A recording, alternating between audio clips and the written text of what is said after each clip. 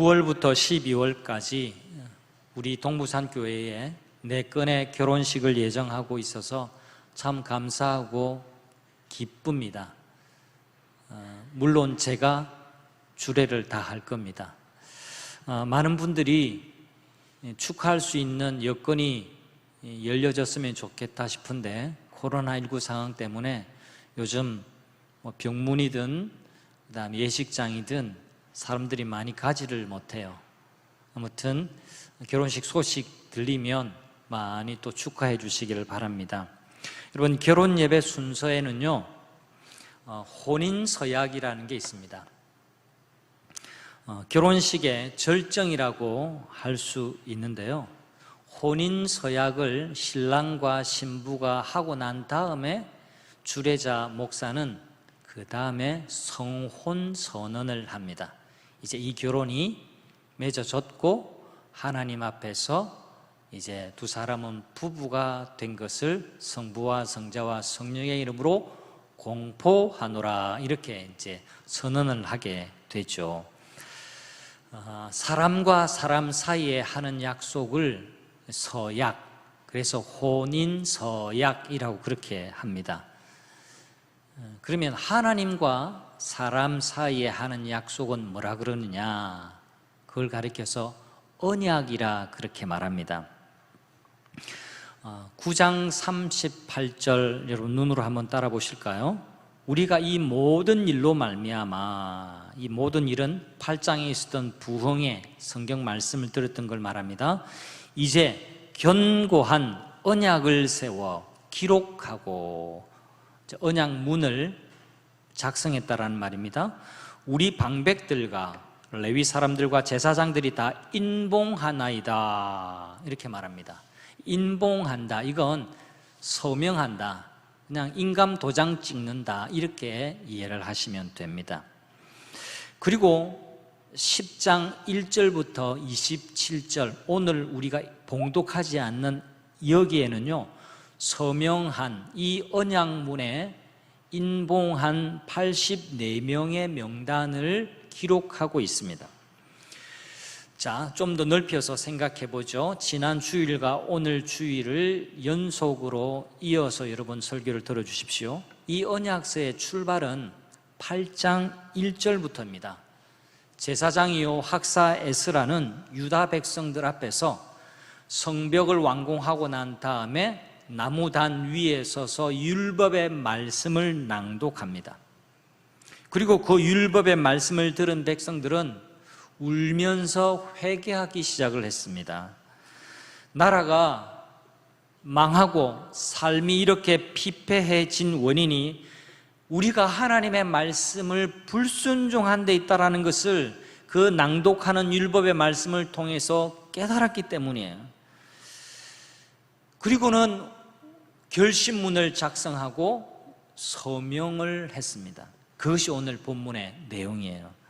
그들이 결심한 내용이 무엇인지를 우리가 오늘 28절부터 39절까지 읽었는데요, 그 내용을 살피면서 오늘날 우리는 무엇을 결심해야 할지를 함께 살펴보려고 합니다. 여러 내용이 있지만 그들의 결심 언약문을 3단어로 압축하면 이렇습니다. 한번 따라해 주시면 좋겠습니다. 회복, 구별, 헌신. 네, 오늘 그렇게 어렵지 않습니다. 단어 3개를 마음에 딱 담고 가시면 됩니다. 회복이고 구별이고 헌신입니다. 첫 번째 우리가 살펴볼 건요 회복이에요. 가정 성전을 세우기로 그들은 회복합니다. 자, 30절 말씀에 보면 이 언약문의 제일 첫 조항이 뭐냐니까 이방인과 자녀를 결혼시키지 않겠습니다. 우리 딸들을 주지 않고 우리 아들들을 위해서 그쪽의 딸들을 데려오지 않겠습니다 라고 맹세를 합니다. 여러분, 이 첫 번째 약속이 왜 이렇게 중요할까요? 믿지 않는 이방인들과 결혼하지 않는다라는 이 결심문이 첫머리에 나올 정도로 왜 이것이 그렇게 중요했을까요? 이스라엘 민족의 정체성과 연관이 있습니다. 여러분, 성경을 읽으실 때 오해하지 말으셔야 됩니다. 하나님이 이방인들과 결혼을 금하신 이유는요, 하나님께서 국제 결혼을 못마땅하게 여기시기 때문에 그러신 게 아니에요. 하나님이 그렇게 편협한 분이 아닙니다. 하나님은요, 생각해 보세요. 이방인 라합과 룻도 예수님의 족보에 포함시키실 정도로 개방적이신 분이에요. 하나님이 이스라엘 백성을 사랑하셨죠. 이건 틀림없는 사실입니다. 하지만 구약을 읽을 때 이스라엘 백성들만 사랑했다? 아닙니다. 하나님은요, 이스라엘 백성들을 사랑했지만 이 이스라엘 백성들을 샘플로 삼으셔서 온 열방들에게 나라와 제사장이 되어서 하나님이 온 세상 사람들을 사랑하신다라는 것을 보여주도록 제사장 나라로 삼은 것뿐이지, 하나님이 이스라엘 민족을 편애하신 건 아니에요. 그렇기 때문에 여기 이 본문에서 이방인들과 결혼을 하지 않겠습니다 라고 말한 이유가 따로 있습니다. 단지 혈통이 다르기 때문에, 민족이 다르기 때문에 하나님이 이스라엘과 구분시키셨다? 아니에요. 그건 아니에요. 이유는 이렇습니다. 신명기 7장과 출애굽기 34장을 볼 텐데요, 잘 보시길 바랍니다. 그들이 너희 자녀를 유혹하여 그로 하여금 여호와를 떠나고 다른 신들을 섬기게 할 것이기 때문에 너희는 이방 사람들과 결혼하지 말라라고 출애굽하고 말씀을 하신 겁니다.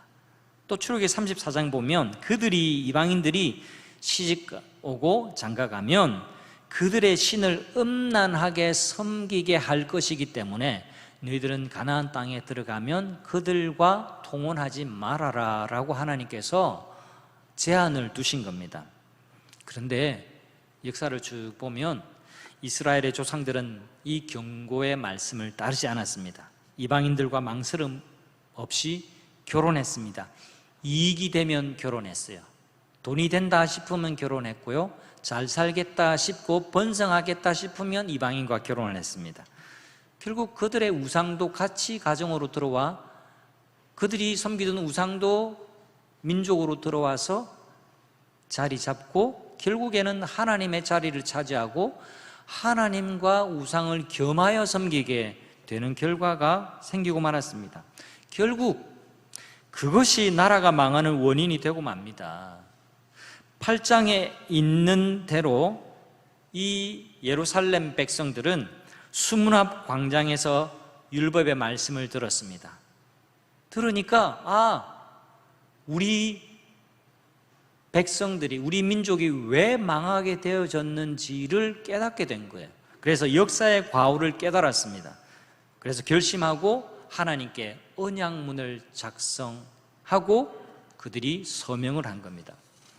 우리는 성경이라는 책이 역사라는 옷을 입고 있다는 것을 잘 기억할 필요가 있습니다. 그래서 성경은 역사의 흐름을 따라서 우리에게 설명을 해주고 있죠.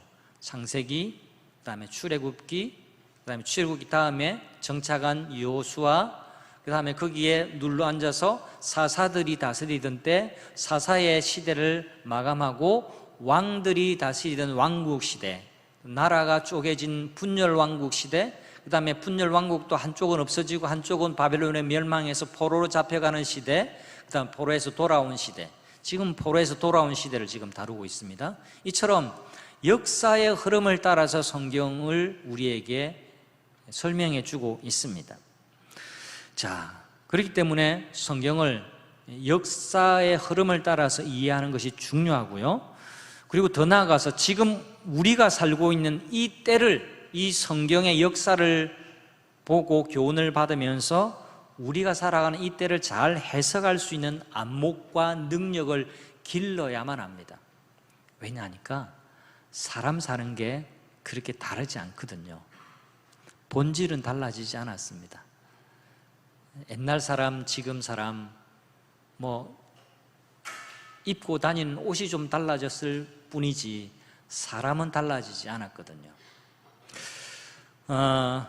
로마 제국의 쇠망사라는 책은 굉장히 유명합니다. 영국의 역사학자 에드워드 기븐이라고 하는 사람이 쓴 역사책인데요. 로마 제국, 역사상 가장 강력했던 제국이라고 일컬어지는 로마 제국이 어떻게 해서 쇠락하고 멸망하게 되어졌는지를 잘 보여주는 책입니다. 그 두꺼운 책을 요약하면 이렇습니다. 한 5가지 정도로 로마 제국의 멸망 이유를 꼽고 있는데요. 그 첫 번째가 가정의 붕괴와 이혼이 증가했기 때문에 그 안정감이 없어서 그 나라는 급속도로 제국은 몰락하게 되었다라고 말합니다. 세금이 너무 많이 오르게 되고요. 사람들이 지나친 과소비에 몰입했기 때문에 나라는 멸망했다 말합니다. 그다음 쾌락을 추구하고 잔인한 스포츠. 여러분 영화 글래디에이터를 보셨습니까? 그러니까 검투사들의 싸움 말입니다. 그 운동장에 검투사들이 죽을 때까지 싸우는 거예요. 그리고 사람들은 그 극장에 모여서 이렇게 보고 열광합니다. 피를 보고 열광을 하는 거죠. 그리고 그리스도인들을 처형할 때는요, 짐승들과 맞싸우게 해서 짐승의 밥이 되게 했습니다. 처럼 굉장히 잔인했어요. 그리고 주변의 나라를 정복하기 위해서 전쟁 무기를 계속해서 만들고, 그 다음에 종교가, 그 당시에 종교는 로마 하면 만신전이잖아요. 그러니까 신들이 너무 많은 거죠. 그런 각종 종교들의 부패가 로마 제국에 몰락을 가져왔다라고 말합니다. 근데 흥미로운 것은요, 그 책에 없는 내용을 지금 제가 좀 이야기하려고 하는데, 이스라엘도 망했습니다. 제국은 아니지만 하나님이 세워주신 그 이스라엘도 망하게 되어졌는데 왜 망하게 되어졌을까? 한번 살펴보니까 로마 제국의 멸망과 그 이유가 크게 다르지 않는 겁니다. 첫 번째, 가정이 흔들렸고 가정이 붕괴되었습니다. 이게 뭐냐니까 이방 여자들을 사랑했거든요. 그 나라가 기울어지는 시대가 열왕기상 11장이에요. 외우기 쉽습니다. 이미지로 딱 떠올리기 쉽습니다. 제일 높은 일자가 2개가 섰던 데에서 이렇게 이제 기울어지기 시작합니다. 솔로몬이 다스리던 때 후반부터 나라가 이렇게 기울어져 점점 더 기울어지고 나라는 분열되고 더 역사는 흘러서 한쪽 나라는 없어지게 되고 한쪽 나라마저도 바벨론에 멸망당하는 그런 역사의 흐름이 있습니다. 근데 보니까 솔로몬이 이방 여인들을 사랑하기 시작했다라고 열왕기상 11장 1절은 기록을 하고 있습니다. 가정이 붕괴된 거죠. 그러니까 순수한 믿음의 가정을 이루지 못하고 그 가정 안에 우상이 들어오게 되고 하나님 말씀 아닌 것들이 자리 잡기 시작한 거죠. 그 다음에 세금과 소비. 솔로몬 때 가장 강성했던 나라이기는 하지만 세금을 내고 백성들이 큰 공사를 많이 했기 때문에 살기가 힘들었어요. 부역을 많이 했습니다. 그리고 쾌락을 추구했습니다. 솔로몬의 말년, 무절제한 삶과 정욕으로 흥청망청. 그러니까 왕비와 비빈이 1000명가량 되니까 얼마나 그 쾌락을 추구했는지는 우리 알 수 있죠. 그리고 전쟁 무기는 증가했고 전쟁 무기에 강조를 많이 했습니다. 근데 하나님 이렇게 말씀하죠. 병거와 마병을 의지하지 말라. 오늘날로 말하면 탱크와 미사일을 의지하지 말라 했는데도 늘 군비를 확장하고 그 다음에 국방력을 튼튼히 하려고 노력을 했습니다. 하나님을 의지하는 대신에. 그 다음에 종교는 쇠퇴했습니다. 결국 일본과 맞물립니다. 이방 신들을 쫓게 되어집니다. 이방 나라의 공주들을 모셔와서 정략적으로 결혼하기 시작하니까 그 이방 공주들이 자기들이 섬기는 신들을 함께 데리고 와서 섬기기 시작했고 결국에는 하나님과 우상을 겸하여 섬기게 되는 자리에까지 이르게 됩니다. 이것이 하나님의 나라 선민 이스라엘이 몰락하게 되어지는 중요한 이유가 됩니다. 오늘날 우리나라를 한번 우리의 시대니까 한번 생각해 보면 이 5가지가 대한민국의 위기 중에 목록에 들어가지 않을까 생각도 해봅니다. 여러분, 대한민국의 가정이 많이 위험해지고 있습니다. 여러분, 1인 가구의 숫자가 얼마나 되는지 아십니까? 10명 가운데 3.6명이 1인 가구예요. 이 자리에도 1인 가구 혼자 사시는 분이 없지 않아 계실 수 있지만요, 어쩔 수 없이 혼자 사는 분이 있지만 그냥 선택해서 혼자 사는 분들도 많아졌어요. 그래서 10명 가운데 3명 혹은 4명이 혼자 산다. 이건 우리의 사회 삶의 패턴이 엄청나게 많이 달라졌다는 것을 의미합니다. 그 중에 20대, 30대가 계속 증가하고 있습니다. 이 다 하면 1인 가구 중에 4, 5명이 20대, 30대. 젊은 사람들은 이제 결혼을 포기하는 사람들이 많습니다. 그래서 비혼이라는 말은 예전에 없던 말인데 최근에 이제 생기게 되는 겁니다. 그러니까 결혼을 못하는 게 아니고 나는 안 하는 거라는 거예요.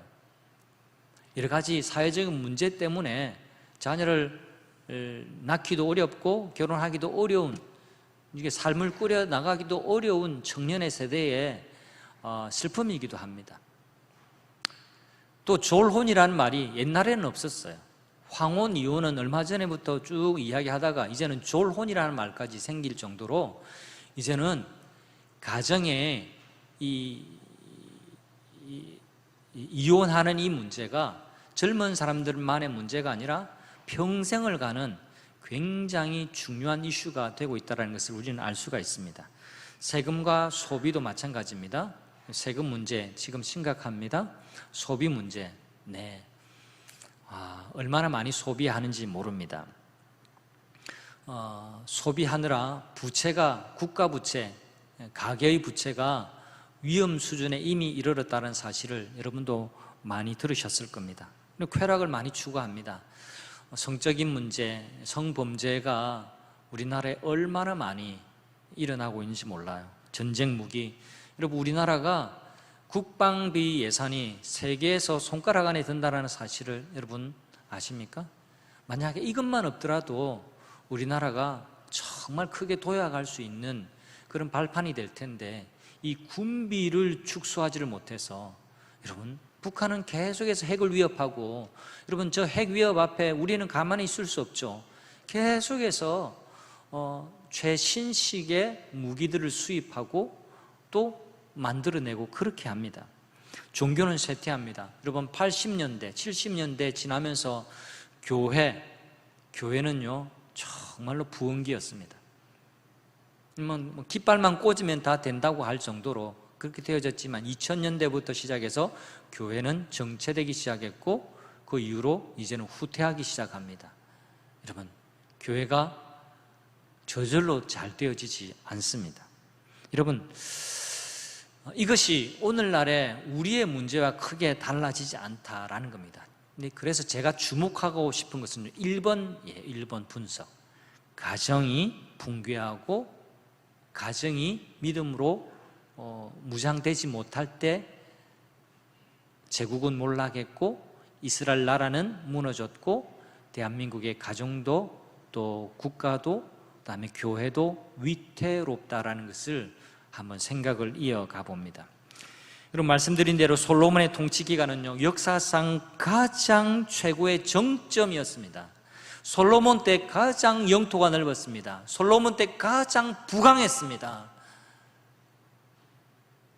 주변의 나라들이 다 조공을 가지고 오고 지혜를 듣고자 선물들을 가지고 찾아왔습니다. 막강한 군사력을 자랑할 때였습니다. 그러나 그 정점에서 나라는 남과 북으로 분열되기 시작합니다. 솔로몬이 죽고 난 다음에 그 아들 때에 나라는 완전히 쪼개지게 됩니다. 정점에서 기울어진 나머지 북쪽 나라는 사라지게 되고 혈통마저도 없어지게 됩니다. 혈통이 섞여버려서 사마리아 사람이라는 사람들이 생겨나게 된 거죠. 남유다도 멸망하고 130년을 더 명맥을 유지하지만 남유다도 온전하지 않습니다. 역시 바벨론에게 멸망하고 성전이 불타고 말았습니다. 이스라엘 백성들에게 성전이 불탔다. 이건 너무너무 큰 충격이에요. 이제 세월이 지나서 무너진 성벽과 그 다음에 성전, 이것을 재건하고 역사를 회고하면서 회개하고 결심을 하고 있습니다. 그것이 느헤미야 8장, 9장, 10장의 이야기입니다. 어디서 무너졌는지, 어디서부터 무너졌는지를 발견하고 그것부터 바로 잡겠다고 결단하는 약속을 하나님께 하고 있는 장면이에요. 성도 여러분, 우리의 이야기로 가져와서 한번 생각해 보십시다. 나는 하나님의 백성이라는 정체성을 얼마나 인식하고 살고 있는가를 여러분 모두가 생각해 보셔야만 합니다. 내가 예수님을 나온다? 아니, 내가 예수님을 믿는다? 내가 예수 믿어, 이 말을 나는 주일이 되면 교회에 예배하러 나온다? 이것만을 의미하지 않습니다. 여러분, 내가 하나님의 백성이다라는 이 정체성은 매사에 내가 예수님을 따르고 신뢰한다라는 것을 의미함을 기억하시기를 바랍니다. 매사에, 주일날, 일요일만 아니라 예배를 드리고 예배당 문 밖을 나가서도 매사에 내가 어디서 무엇을 하든지 간에 나는 예수님을 따르는 사람이고 예수님을 신뢰하면서 믿음의 걸음을 뚜벅뚜벅 내딛고 살아가는 세상 속의 그리스도인이라는 사실을 깨닫고 살아가는 사람이 하나님의 백성이라는 사람입니다. 그것이 정체성이에요. 여러분, 고린도전서는 이렇게 말씀합니다. 이전 것은 지나갔으니 보라 새 것이 되었도다. 우리를 향해 주시는 말씀이에요. 우리가 예수님 믿고 나면 어떻게 된다고요? 이전 것은 지나갔으니 보라 새 것이 되었도다. 새 창조물이 되었다라고 말합니다. 새롭게 되었다라고 말합니다. 뭐가 새롭게 되었다라고 말하는 겁니까? 여러분, 예수님 믿고 난 다음에 여러분 뭐가 새롭게 되어졌어요? 여러분, 예수님 믿고 난 다음에 달라진 건요, 외형이 아닙니다. 내가 예수님 믿고 난 다음에 보라 새 것이 되었도다, 새로운 창조물이 되었도다 라고 하는 그 설명의 내용은 뭐냐니까 새로운 정체성과 새로운 가치관으로 살아간다는 것을 의미합니다. 이제는 내가 내 삶의 주인으로 살았지만 이제는 자기 정체성이 분명한 거예요. 아, 내 삶의 주인이 따로 계시는구나 라고 인정하고 산다라는 겁니다. 말합니다. 이전에는 이 세상의 가치 체계를 따라서 살았지만 이제는 하나님의 말씀이라는 하늘의 가치관을 가지고 그렇게 산다라는 것을 의미합니다. 여러분, 그래서 기독교는 이 성경 말씀을 이토록 중요하게 생각합니다. 이 성경 말씀 안에 하나님이 어떤 분이신지, 나는 누구인지, 어떻게 나는 살아야 할지를 담고 있기 때문에 그렇습니다. 보통 예수님을 믿는다라고 하면 예수님 믿으면 술 끊고 담배 끊는 것으로 생각하는 경우가 많은데요, 사실 그 정도의 문제가 아닙니다. 여러분 가운데 혹시 술 아직 완전히 못 끊고 담배 못 끊어서 고민하는 분 계십니까? 나는 술 못 끊어서 교회를 못 나가겠다고, 담배 끊는 게 도무지 안 돼서 못 가겠다고 그런 분 있으면 담배 피워도 괜찮다, 술 먹어도 괜찮다 하고 교회 데리고 오세요. 담배 피고 술 먹는 것, 그보다 더 중요한 문제가 있기 때문에 그래요. 그것이 걸림돌이 되어서 예수 못 믿겠다? 아닙니다. 우리 하나님 그걸 술 먹고 담배 안 먹는 것, 그걸 원하시는 게 아니고 날마다 하나님 의지하고 살고 새로운 피조물로 살고 그렇게 하기를 원하시는 거예요.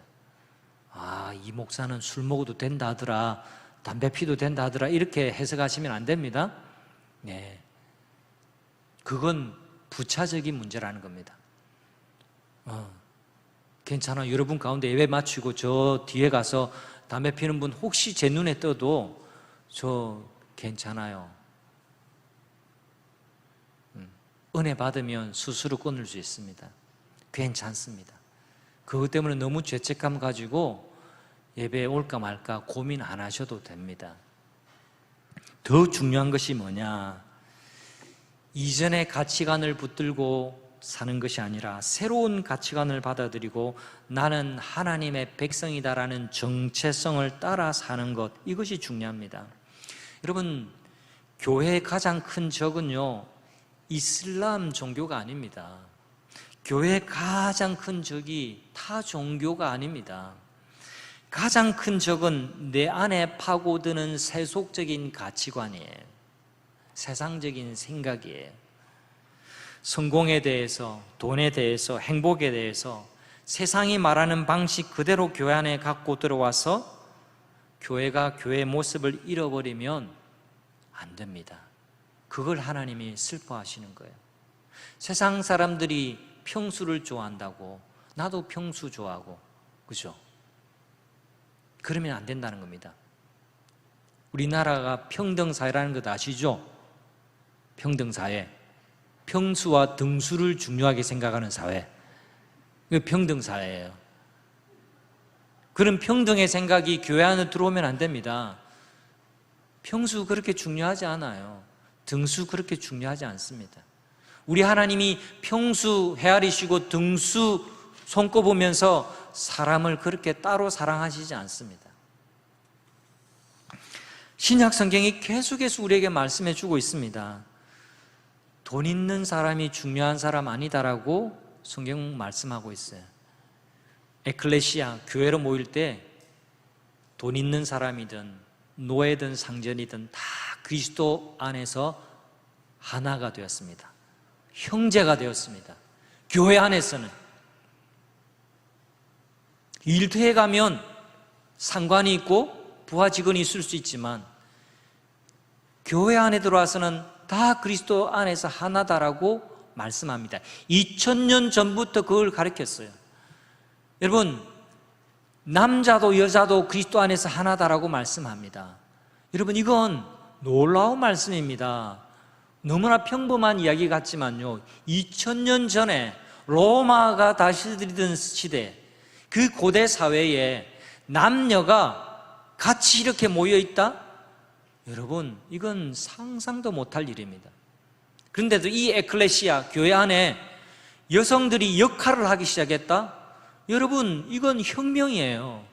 어느 종교, 어느 단체 가도 여성들이 발벗고 나서서 일할 수가 없었습니다.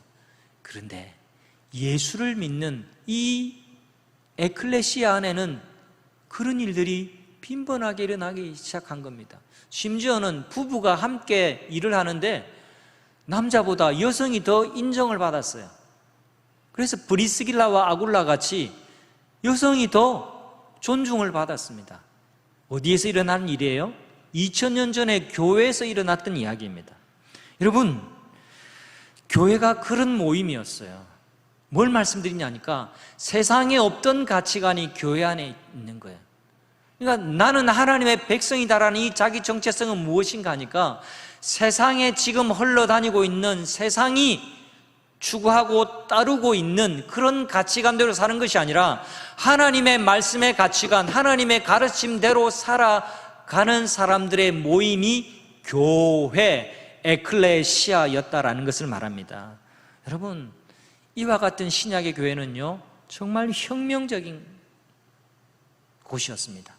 변혁이 일어나는 곳이었습니다. 여러분, 이보다 더 큰 변혁이 어디 있겠습니까? 성도 여러분, 아프가니스탄을 위해서 함께 기도해 주시면 좋겠습니다. 지난 주일이 8월 15일이었는데요 8월 15일은 우리나라 광복절입니다. 우리나라 해방을 기념하는 날인데, 그날에 아프가니스탄은 무장단체 탈레반에게 정권을 내주고 말았습니다. 그날에 여러분 뉴스를 보셔서 알겠지만 온 나라가 아비규환에 휩싸이게 되어졌습니다. 여러분, 공항에 그 모여있던 많은 사람들, 저는 여러분이 보지 못한 영상 자료까지도 또 제게 보내준 사람이 있어서 여러분 보신 분이 있는가 모르겠지만 보았는데요, 무참하게 여성들을 살해하고 그런 일도 일어나게 됩니다. 여러분, 지금 아프간에는 3천 명의 그리스도인, 또 늘어나서 10,000,000가량의 지하교회 크리스찬이 있다라고 선교사들이 이야기하는 분도 있습니다. 이제 그리스도인들을 색출해내서 유례없는 박해가 일어날 것이라고 예견하는 분도 있고요. 여러분, 여성들의 인권이 얼마나 무참하게 짓밟히고 있는지 여러분 들으셔서 알게 될 겁니다. 여러분, 여성들이 짐승처럼 취급을 받는 것이 탈레반의 교리고 그들의 가치관이에요. 머리끝부터 발끝까지 천으로 다 가린 부르카 말입니다. 완전 복면 수준으로, 사람을 못 알아보는 복면 수준으로 그렇게 입어야만, 그리고 남자가 옆에 있어야만 밖에 나갈 수 있는 거예요. 집 안에서도 다른 사람이 오면 그걸 벗지를 못해요. 얼마나 인권이 유린당하고 무시를 당하며 박해를 받는지 몰라요. 여러분, 이게 복음이 없는 나라, 복음의 가치에 반하는 이 세상의 사탄적인 가치관이라는 사실을 여러분, 우리가 두 눈으로 보고 있습니다. 여러분, 복음이 아니면 소망이 없습니다.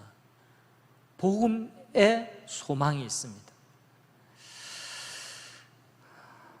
두 번째 우리가 살펴볼 것은요, 구별입니다. 구별.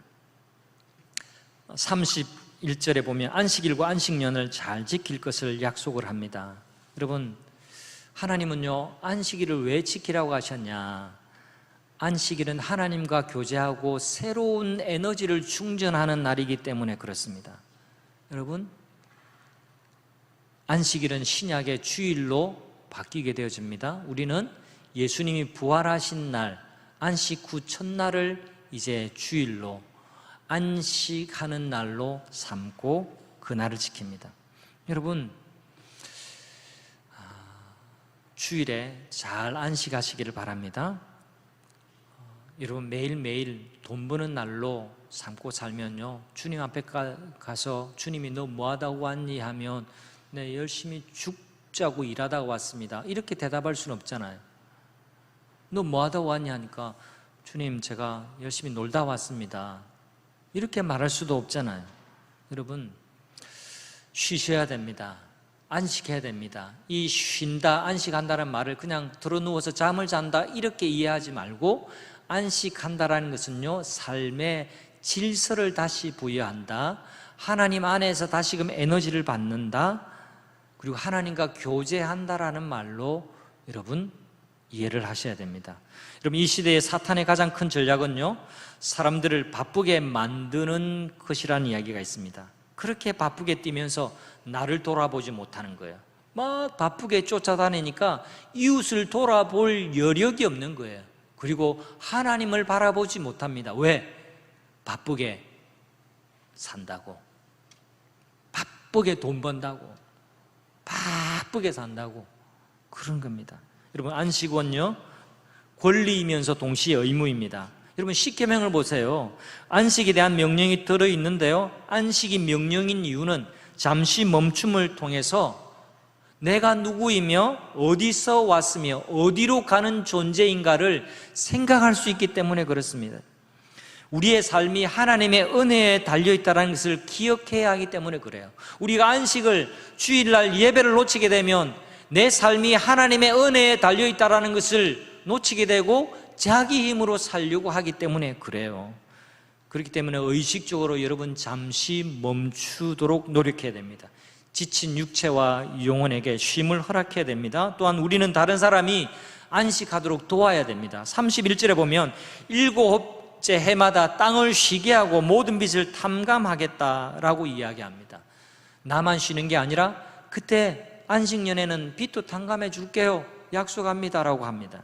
여러분, 십계명에서 내 집에 있는 남녀 종이나 내 집에 있는 가축들도 쉬게 하라고 하나님 말씀하십니다. 이 말씀은 이웃의 신음을 듣고 돕는 데까지 나아가야 된다는 것을 우리에게 말씀해 주고 있는 겁니다. 여러분, 마르바든이라는 분이 안식이라는 책을 적었는데요, 그게 중요한 한마디를 합니다. 우리가 안식일을 지키면 안식일이 우리를 지키게 될 것이다. 왜? 이 안식은 하나님이 제정하신 거거든요. 하나님이 우리를 꼼짝달싹 못하게 그냥 지루하게 예배를 드리는 존재로 만드시기 위해서 안식일 계명을 족쇄가 주셨다? 오해입니다.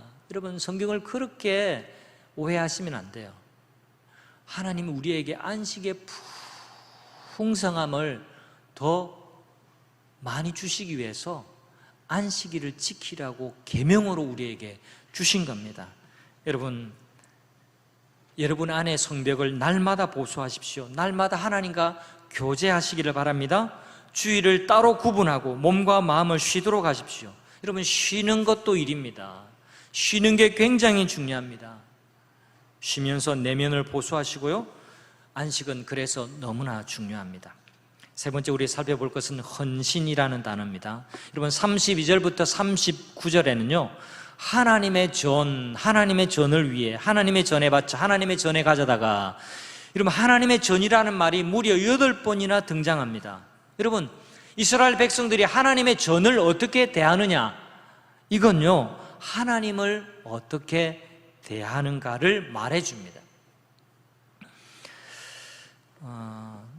스룹바벨과 1차 포로 귀환 자들이요 성전을 다시 건축했지만 성전에서 제대로 된 제사가 드려지지를 못했습니다. 그래서 성전 관리가 엉망이었습니다. 11조를 등한히 하고 성전세를 바치지 않았기 때문이죠. 레위인과 제사장들이 경제적인 지원을 받지 못했기 때문에 먹고 살 수가 없었어요. 그래서 자기들이 봉사해야 할 성전에서 떠날 수밖에 없었습니다. 여러분, 이것이 말라기의 내용이에요.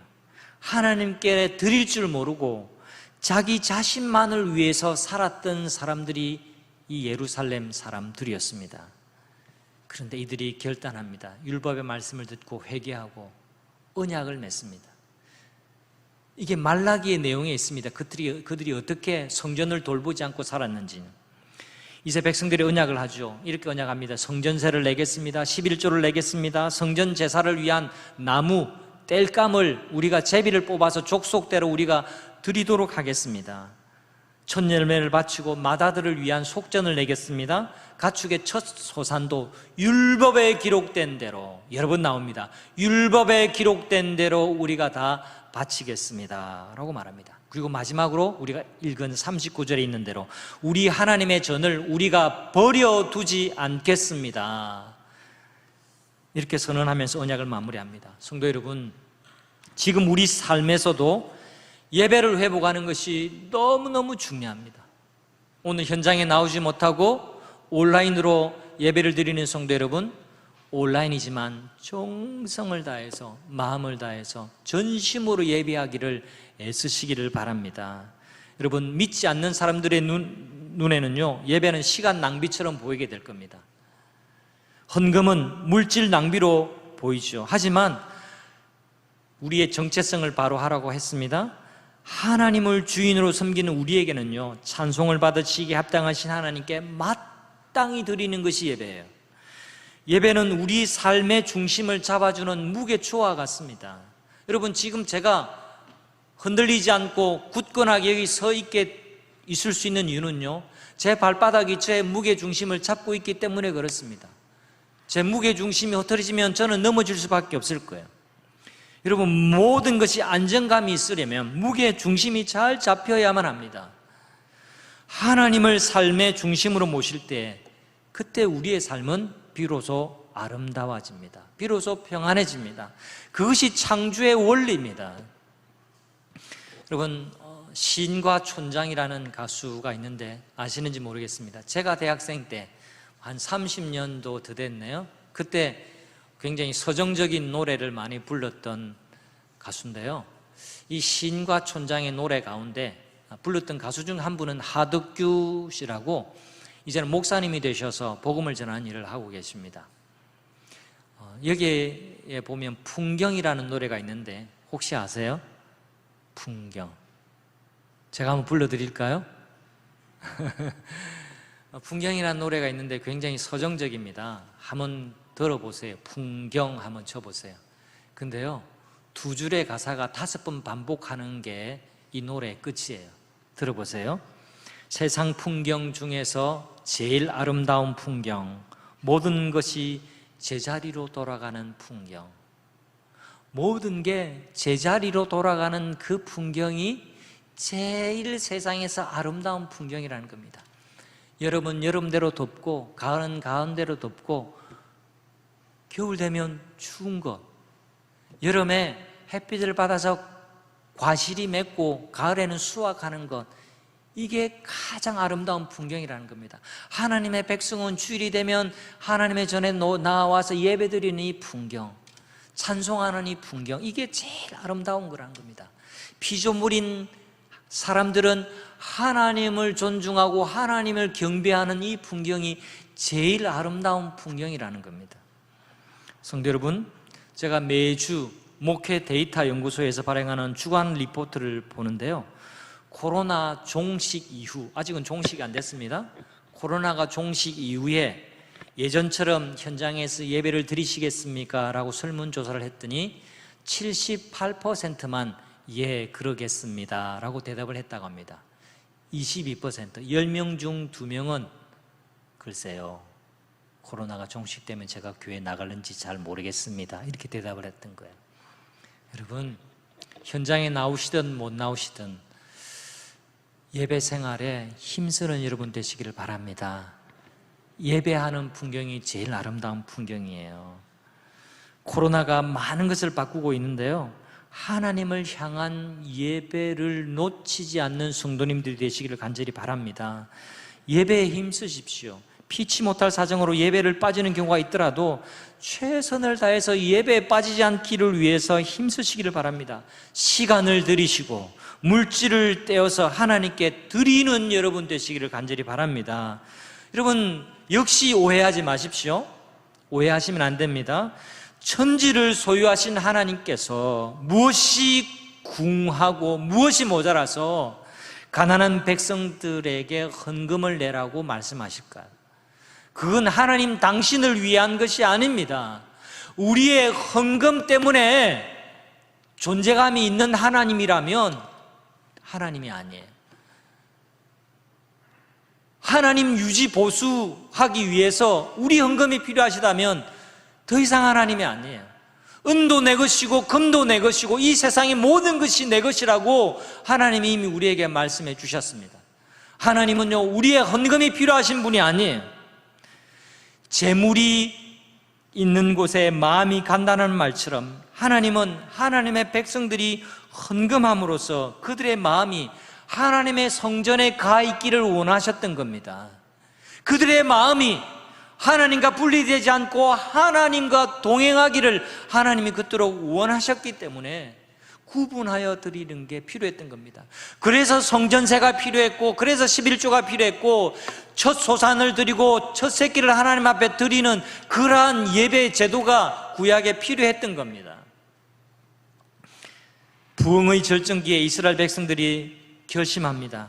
여러분, 이 결심이 오늘날 우리의 결심이기를 간절히 바랍니다. 그 결심의 하이라이트가 바로 우리가 우리 하나님의 전을 버려두지 않겠습니다. 우리가 하나님과 상관없이 우리 먹고 사는데 우리가 잘 되는 일에 신경 쓰고 그것만을 위해서 살았는데 하나님의 말씀을 들어보니, 깨닫고 보니 그게 아니었군요. 이제 더 이상 우리가 하나님의 성전을 버려두지 않겠습니다. 이제는 돌보도록 하겠습니다. 이제 하나님께로 돌아가겠습니다 라고 결단하는 것이 그들의 언약이었습니다. 여러분, 우리가 우리 하나님의 전을 버려두지 않겠습니다, 이 말은요, 본래의 자리를 되찾아가겠다라는 그런 선언입니다. 결단입니다. 여러분, 본래의 자리가 어딜까요? 예배 자리입니다. 하나님을 사랑하는 자리입니다. 하나님과 동행하는 삶입니다. 우리가 하나님의 형상이라는 사실을 여러분 믿으십니까? 우리가 누구라고요? 하나님의 형상으로 지음받은 사람이에요. 이 무슨 뜻이냐니까, 여러분 스마트폰에 클릭하면 유튜브가 펼쳐지게 됩니다. 그러면 먹방도 나오고 우리 교회 예배도 나오고 온갖 것이 다 나옵니다. 그 유튜브라고 하는 그 아이콘 하나 때문에 우리가 하나님의 형상이라고 하는 것은요, 우리를 클릭하면 내 안에 있는 하나님의 놀라우심이 펼쳐지게 되는 겁니다. 하나님의 자비와 하나님의 사랑과 하나님의 긍휼과 하나님의 이웃사랑, 이 모든 것이 다 펼쳐지게 되는 거예요. 그것이 하나님의 형상이라는 말씀의 뜻입니다. 여러분, 우리가 우리 하나님의 전을 버려두지 아니라는 이 고백을 우리 몸에 적용하는 것이 중요합니다. 더 이상 건물 성전은 없습니다. 우리 예배당도 성전은 아닙니다. 하나님은 더 이상 건물들 안에서 사람들을 만나시지 않습니다. 하나님이 어떻게 우리를 만나 주십니까? 예수 그리스도를 통해서 우리를 만나 주십니다. 그렇기 때문에 월화수목금토 그 모든 시간 속에서 예수 그리스도를 통해서 하나님이 끊임없이 여러분들과 만나시고 있다는 사실을 기억하는 여러분 되시기를 바랍니다. 어거스틴이 이렇게 마음과 신앙이 흔들릴 때마다 이렇게 책망했다고 해요. 이 바보 같은 자야, 너는 네가 하나님을 모시고 다닌다는 것을 알지 못해? 자신을 그렇게 책망했다고 합니다. 이 바보 같은 자야, 네가 어딜 가든 네가 하나님 모시고 다닌다는 것 기억해. 그렇게 이야기하는 겁니다. 성도 여러분, 하나님이 여러분 안에 거하신다는 것을 잊지 마시고 살아가는 한 주간 되시기를 축원합니다. 하나님을 의식하고 그분을 환영하면서 살아가시기를 바랍니다. 하나님 환영합니다. 나와 함께 출근하시죠. 하나님 환영합니다. 오늘도 이 가정생활 가운데 하나님이 주인 되어주세요. 그렇게 고백하며 사는 겁니다. 여러분, 회복과 구별과 헌신이 여러분의 것이기 되기를 주님의 이름으로 축원합니다. 우리 다 함께 자리에 일어나시고 결단의 찬송을 하나님께 올려드리기를 원합니다.